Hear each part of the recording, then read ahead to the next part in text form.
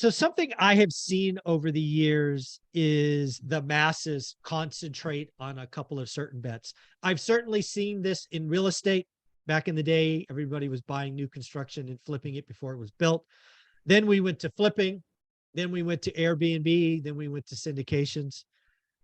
I also know this happens in stocks, right? We went the dot-com route. We've gone banks. We've gone the big seven, the magnificent seven.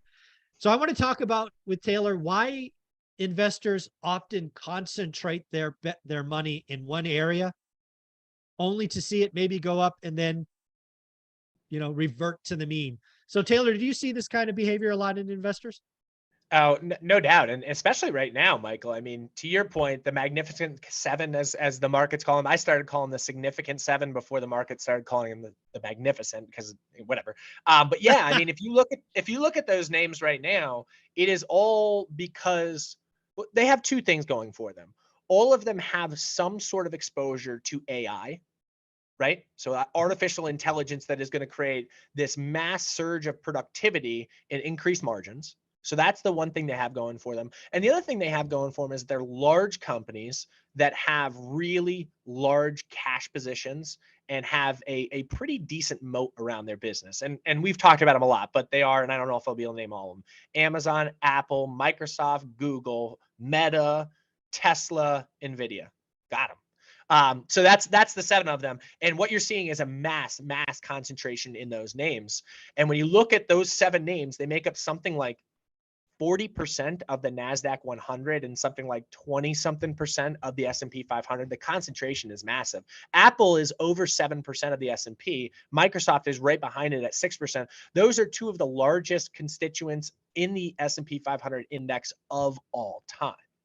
And what people start to feel is comfort in the masses, right? If everyone feels comfortable in the same stock, what you do is just get piled in. And then the narrative behind the market is, look at this stock. It continues to go higher. It's such a great business. And that's what perpetuates this thing higher. And then when you think about the new candy crush of the day, it is AI. And will AI revolutionize the world? Will it be the internet? It might be, but might it also be Web3 technology that came out 2 or 3 years ago that fizzled? 3D printing that we haven't heard anything about in 5 years? Blockchain that essentially has fizzled out over time? Like, there are a lot more things that you can point at and say, this was an infatuation of the market for a period of time and things rocketed off of it and then it fizzled, than those that actually made sense and actually played out over time. Yeah.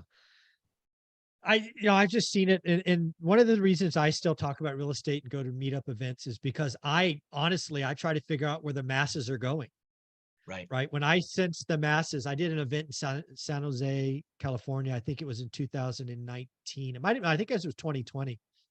And everybody was a brand new syndicator. And I'm like, oh no, we're about to repeat the sins: bad debt, short-term adjustables, horrible assumptions, total newbies. We're going to blow stuff up. And lo and behold, $100 million was blown up in one deal in Houston, Texas. I'm Right. like, predictable.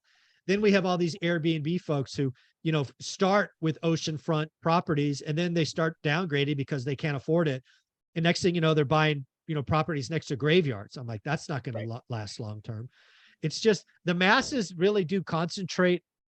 If you happen to be early, you get the big wave, but that's not how it works for most people. Just that vicious feedback loop, it eventually pops or bubble or whatever. And the thing on both sides, so whether you look at the stock market or whether you look at, like, I'll use the Airbnb example from the real estate standpoint. When you look about the stock market and you hear people talking about it and posting things on social media, they're never going to tell you when they have a stock that gets blown up. It's Never, always, ever, ever are they going to tell you when they have a stock that got blown up. But they yeah. will always tell you when they have a stock that catapults higher. And that's the same thing with the Airbnb front. And it's so visual and so attractive on social media because they show you this beautiful property and they talk about the cash flows that experienced at the peak of 2021 when no one was working and everyone was on vacation or working from home and they were traveling the country. And they say, look what I can rent this out for a month. And it's a month, so it's not as much work as a weekend Airbnb is. And you hear all of the limelight and the ease and the simplicity of things. And now you don't hear as much about it because it's not going so well. but they're not going to tell you when they default on a loan against a property and go under and their credit gets scarred for life because of it. That never happens. So it's interesting on both fronts. You're never going to hear the bad stuff. You're only going to hear the good stuff. Yeah, it's all about the highlight reels. That's really what social media has become. Folks, let me tell you, at least in real estate investing, it is never, never, never, never, never easy. It always takes work. There is no easy button. You've got to get in 30-year fixed rate debt, cash flow day one, hold for a decade. There you go. If you get attracted to no money down, it's crazy. I think when you look at it on the other side from an investment standpoint, it's the emotional cost that comes along with it. Because when you invest, there's not work created, right? So you don't have to deal with tenants. You don't have to deal with all of that, but you have to deal with the emotions. And so what are the emotions? FOMO is the most significant emotion there is in investing. If you look at me and say, Taylor, do you wish you owned more NVIDIA right now? Hell yes, I wish I owned more NVIDIA right now. I live in this perpetual state of FOMO because I invest like a grown up, because I know there's going to be a blow off top. So here's an interesting stat. When you look at the S&P 500 over the years, 40% of companies experience a 70% drawdown. So again, I'll repeat that. 40% of companies, almost half, at some point in their life, experience a 70% drawdown. And you can look at more recent times in big names, things like Meta. Meta had an ultimate fall from grace because they shift their name from Facebook to Meta. They said they were going to build out this metaverse and it was going to be this great thing. And then what have they done since then? They've pivoted and said, we're going to cut all costs instead. And their stock prices come back because of it. But you can look at, companies like GE. GE for 20 straight years was in the top 10 largest market cap companies in the United States. It had an ultimate fall from grace when CEO Jack Welch took took his sunset and moved back out, and you realize there was a ton of financial engineering and the numbers weren't nearly as good as what they had originally been told to be. And now I don't even know if they're in the top 100 right now.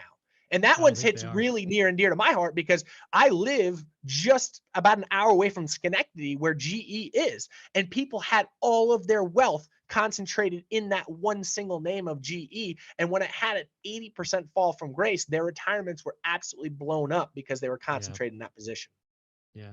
So again, folks, do yourself a favor. If you find yourself with the masses, ask yourself some questions. Why are you there?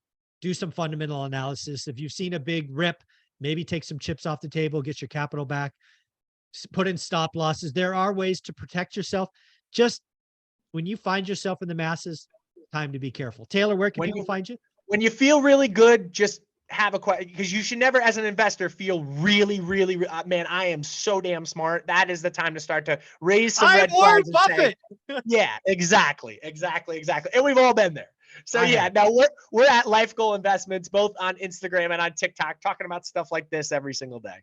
All righty, Taylor. Thank you so much. Have a great week. Thanks, Michael.